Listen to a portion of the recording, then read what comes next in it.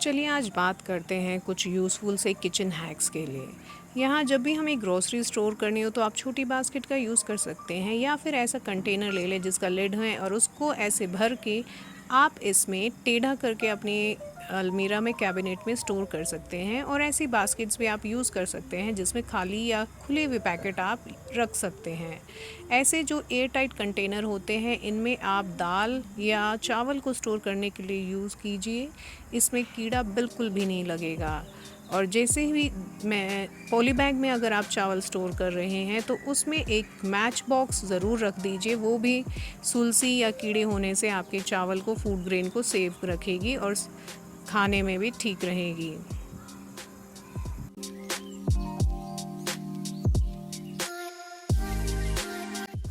अगर आप एक मैशर ढूंढ रहे हैं तो ऐसा मैशर लीजिए जो स्टेनलेस स्टील का बना हो और जिसको हैंडल करना या ग्रिप में आना बहुत इजी हो।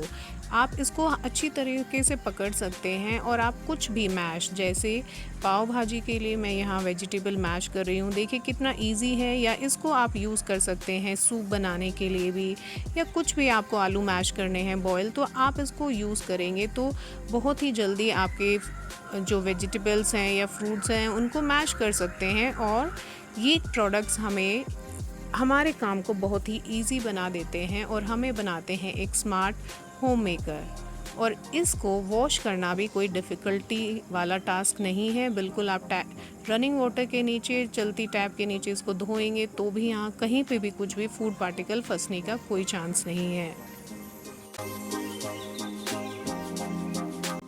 फ्रिज की स्टोरेज बढ़ाने के लिए हम ऐसे जिप लॉक बैग यूज़ कर लेते हैं और इसमें स्टोर करते हैं कुछ लीफी ग्रीन वेजिटेबल्स।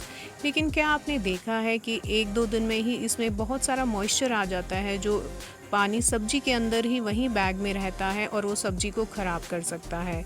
ये देखिए धनिया और हरी मिर्ची बिल्कुल गल गई हैं क्योंकि इसमें पानी मॉइस्चर जो था वो अंदर ही रह गया और मैंने टिश्यू पेपर लगाया था फिर भी वो चीज़ नहीं चल पाई। आप मॉइस्चर देख सकते हैं इस पैकेट में कितना आया हुआ है। तो इसका एक स्मार्ट तरीका है कि इन बैग्स को अगर आपको यूज़ करना है, या तो आप ऐसे फूड स्टोरेज बॉक्स ले लीजिए जिसमें जैसे कैप्सिकम जो मैं दिखा रही हूँ उसके नीचे जाली है, तो कुछ भी अगर पानी इसमें आता है तो वो सब्जियों तक टच नहीं होएगा और आपकी वेजिटेबल्स या सब्जियां फ्रेश रहेंगी। या अगर आपको जिप लॉक बैग को यूज़ करना ही है तो आप ऐसा किचन टॉवल ले लीजिए जिसमें आप हरी सब्जी को रैप कर लें और फिर इसको आप जिप लॉक बैग में रखें।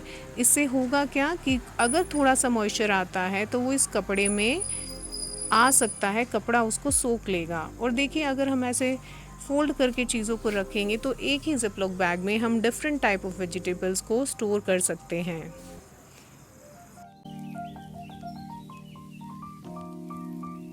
अब जैसे ये बीन्स हैं, अब बीन्स को स्टोर करने के लिए देखिए आप ऐसा एक बंडल बना लीजिए और इसको रबर बैंड से बांध सकते हैं और इस बंडल को भी आप किचन टॉवल में आप ऐसे रैप कर दीजिए और फिर इसको आप अपने जिप लॉक बैग में स्टोर कीजिए।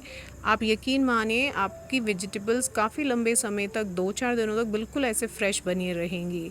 तो हमें ऐसी चीज़ें स्टोर करने के लिए यूज़ करनी चाहिए जिससे हमारे जो भी हमने पैसा लगाया है वेजिटेबल्स के लिए वो फ्रेश बनी रहें और हमारी सब्जियां खरीदी हुई ख़राब ना जाएं। अब कुछ ऐसी चीज़ें हैं जैसे ये आप गोभी देख रहे हैं सामने, कुछ लोग इसको चॉप करके रख लेते हैं, लेकिन मैं इसको अगर मुझे 1-2 दिन ये यूज़ नहीं करनी है तो मैं इसका जो एक्स्ट्रा डंठल है, एक्स्ट्रा पार्ट है, उसको मैं हटा दूँगी। लेकिन कुछ पार्ट जो ग्रीन वेजिटेबल वाला जो हिस्सा है इसका लीफी, वो मैं रखूँगी। लेकिन क्वेश्चन आता है कि इसको स्टोर कैसे किया जाए। कुछ लोग इसके छोटे हिस्से रख सकते हैं काट के बॉक्स में, लेकिन मैं इसमें क्लिंग फॉयल, देखिए आप क्लिंग फिल्म जो आप देख रहे हैं, इससे मैं इसको रैप कर दूँगी और ये मेरी गोभी काफ़ी दिनों तक बिल्कुल फ्रेश रहेगी। अब बारी आती है ऐसी सब्जियां, करेले वगैरह, तो इनको मैं ओपन ऐसे बॉक्स में रखूँगी जो कि एक लंच बॉक्स था, उसका लिड हटा के मैंने इसको एज अ कंटेनर यूज़ किया है। तो हमें हमेशा ऐसे तरीके ढूंढने चाहिए कि एक चीज़ को हम मल्टीपर्पज़ यूज़ कैसे बना सकें, और यही चीज़ें हमें बनाती हैं एक एफिशिएंट होम मेकर।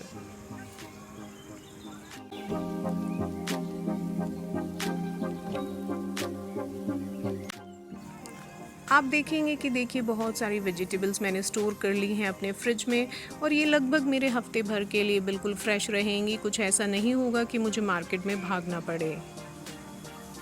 अब अगर ऐसी ग्रीन लीफी वेजिटेबल आप यूज़ नहीं कर रहे हैं एक दिन में या अगले दिन यूज़ करनी है, जैसे ये तोरी हुई, तो इसके ऊपर का ये जो फूल का हिस्सा होता है, वो छोटा सा पीस, वो आप ज़रूर हटा दीजिए, नहीं तो वो जो हमारी वेजिटेबल को बहुत जल्दी बासी बना देगा।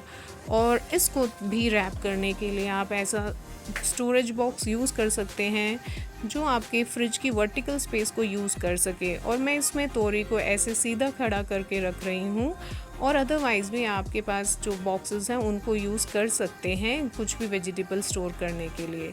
अब देखिए, जो गाजर है, हम बहुत महंगी गाजर अभी ख़रीद रहे हैं, तो इनको स्टोर करने का है कि पहले इसका जो पीछे रूट का हिस्सा है वो साफ़ कर लें, और आगे से भी अगर गला हुआ कोई पीस है तो इसको थोड़ा सा कट कर दें, जैसे मैंने इसमें अभी निकाल दिया है अलग। और इसको फिर मैं 2 पीसेस में डिवाइड कर लूँगी गाजर को, जैसे मैंने यहाँ देखिए काट दिया है नाइफ़ से। फिर मैं इसको क्लिंग फॉइल में या क्लिंग फिल्म में रैप करके फिर मैं इसको वर्टिकली एक स्टोरेज बॉक्स में स्टोर करूँगी। और आप देखना, ये गाजर बिल्कुल भी ड्राई नहीं होंगी अगर हम इसको क्लिंग फिल्म में ऐसे रैप करके स्टोर कर रहे हैं।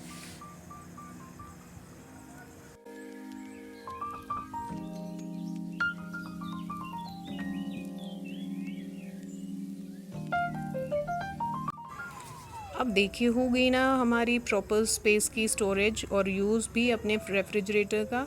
अब बात कर लेते हैं दिवाली के फेस्टिवल की। हमें हमेशा ऐसी शॉपिंग कर लेनी चाहिए कि जो हमें कुछ ऑफ़र्स में मिल रही हो या हमारी पॉकेट फ्रेंडली हो।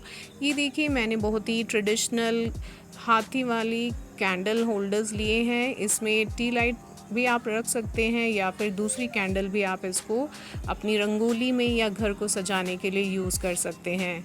तो ये मेरे को बहुत ही अच्छे रेट में 12 का पीस मिला था, और आप देख लीजिएगा कि फेस्टिवल में इनको यूज़ करना बहुत ही इजी होगा, बहुत अच्छी तरह डेकोरेट कर सकते हैं हम अपने घर को।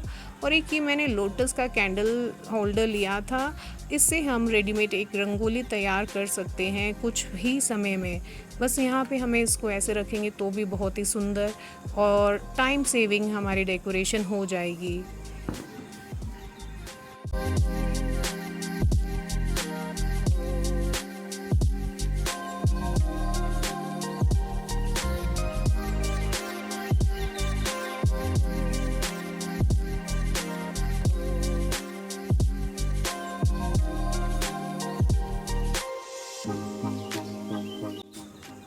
देखिए, ये दीपों का त्यौहार कितनी खुशियाँ लेके आता है, जगमग कर देता है हमारे घर को और हमारे जीवन को।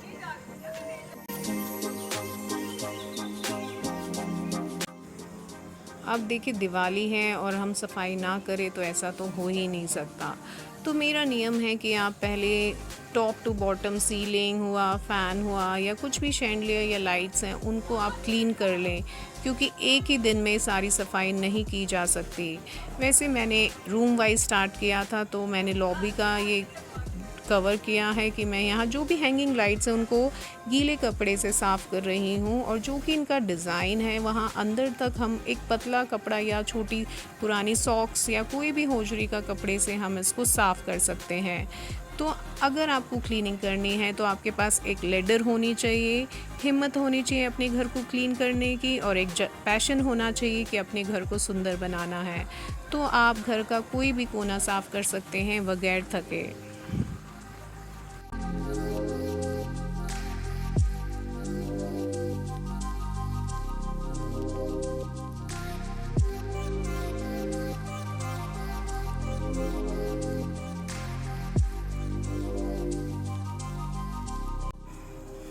अभी मैंने कुछ ही दिन पहले किचन के कैबिनेट्स की सफाई की है, लेकिन अभी ऊपर से सीलिंग का और आउटर ये जो लाइट्स हैं, शैंडलियर्स हैं, इनको भी मैं क्लीन कर रही हूँ।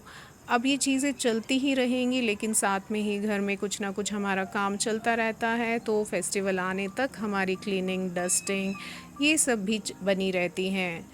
लेकिन हमारे पास जो रीज़न है अपने घर को साफ़ रखने का, वो सिर्फ़ यही होता है कि हमें अपने ट्रेडिशंस को, अपने कस्टम्स को फॉलो करना होता है, और वो ही चीज़ें हमें खुशियाँ देती हैं और हमारे परिवार को, सारे सदस्यों को एक बना के रखती हैं।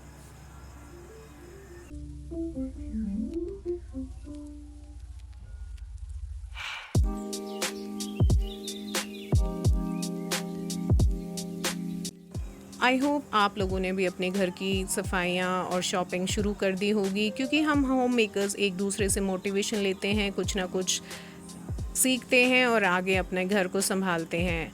अब जैसे देखिए हमारे भी यहाँ सोसाइटी में कुछ हनुमान जी के रूप में आए थे कुछ श्रद्धालु लोगों का ये पार्टिसिपेशन था, जो कि दशहरे से पहले था।